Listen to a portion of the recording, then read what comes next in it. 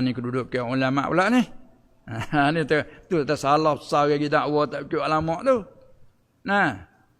Tengah tak perlu ulama kerana manusia seperti kita tidak maksum selain Nabi dakwah lagu tu. Berakhir-akhir orang tetas situ ada ulama-ulama pula. Bagilah weh. Mula terik ting. Ulama-ulama pula. Jadi ulama boleh kita pilih weh.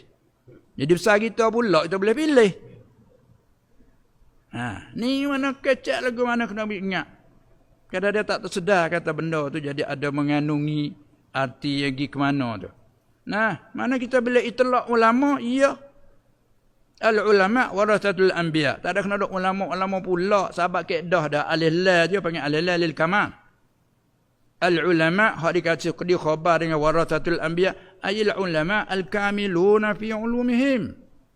Al-amiluna bi ulumihim. Tu ulama tu. Dan Allah Ta'ala puji innama yakhshallaha min ibadil ulama.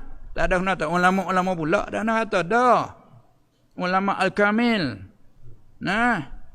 Itu.